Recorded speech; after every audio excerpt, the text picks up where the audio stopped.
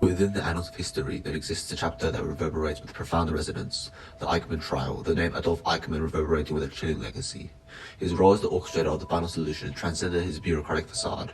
His globally publicized trial stands as a testament to the relentless pursuit of justice, shedding light on the atrocities of the Holocaust. Today we navigate into the details of a trial that sought accountability for one of history's darkest epochs.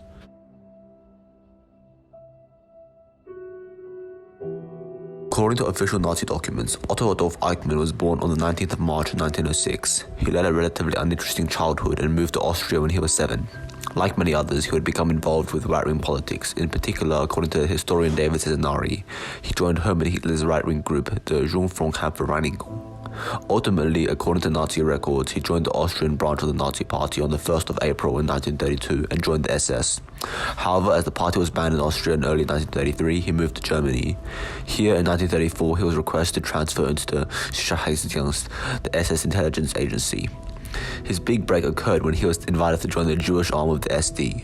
Over the next several years, he was assigned to report on the Zionist movement and other Jewish matters and was later placed to organize Jewish emigration from Austria. Soon as World War II began, Nazi policy shifted from Prussian immigration to the forced deportation of Jews, this managed largely by Eichmann from his command of the Central Office for Jewish Emigration. But Hitler then ordered the extermination of Jews, and to coordinate such, the Wannsee Conference was held, where it was decided that Eichmann would act as a liaison between Heydrich and relevant departments. Under Eichmann's management, the deportation of Jews rapidly began to extermination camps. However, he acted to a purely operational purpose, collecting information on the Jews and organizing the transportation to the extermination centers and the siege of their property, and ultimately the death marches as the Soviet Red Army approached to avoid prisoners falling into Allied hands. Following World War II, Otto Adolf Eichmann's life took a fugitive course, which is quite unclear. He managed to escape capture and adopt various alliances to conceal his identity and traces. According to the secondary source historian Neil Bascombe, he navigated through several European communities that held safe house monasteries, which one was set up by Nazi sympathizers Alois Hudel, before ultimately escaping to Argentina, where he settled. Note, the secondary and unofficial nature of historians who have detailed his activities in this period means that these sources are greatly less reliable than primary sources such as official documents. Overall, his anonymity was short-lived, and as the international pursuit of war criminals gradually homed in on Eichmann's paths. Israeli intelligence operatives confirmed his presence in Argentina, and subsequently, on May 11, 1960, Israeli agents apprehended Eichmann near his residence in Buenos Aires, taking him into custody and discreetly removing him from Argentina. In April 1961, he faced charges relating to his central role in the Holocaust, crimes against humanity, war crimes, and other transgressions. Eichmann's defense strategy aimed to portray him as a mere component in the machinery of the Nazi regime, following orders devoid of ethical contemplation. However, with the prosecution establishing his direct involvement in orchestrating the systematic genocide of millions, coupled with the sufficient evidence of his heinous acts from the survivors of the Holocaust, Eichmann faced the inevitable. In December 1961, Eichmann was found guilty of multiple charges, including crimes against humanity and war crimes, and ultimately Eichmann was executed by hanging on June 1, 1962.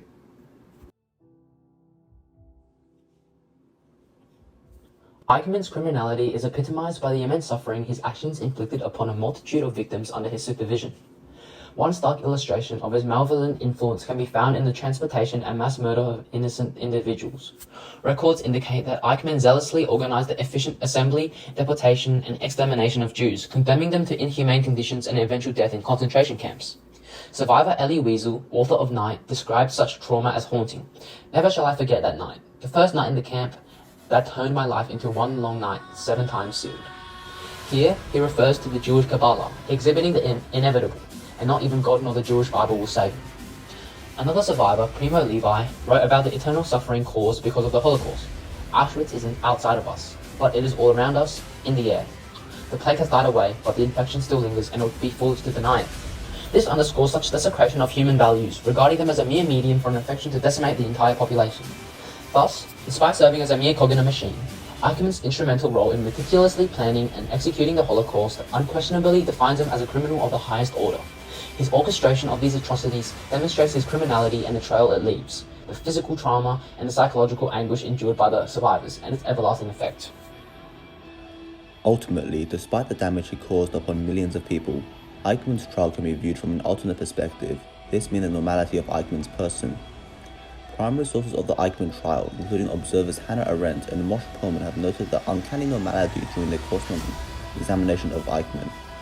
Recorded minutes of the trial attest that Eichmann continually maintained that he never made any decisions himself, but rather acted in a purely operational capacity, decisions being made by his superiors, including Heinrich, Himmler, and Hitler, who he had no choice but to follow.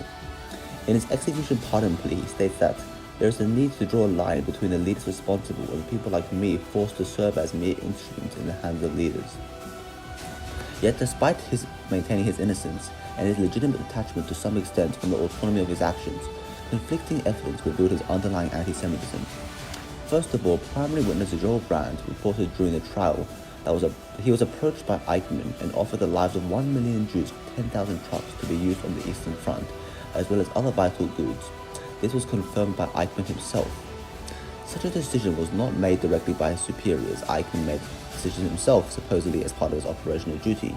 Yet this action directly shows the almost valueless nature by which he perceived the Jews.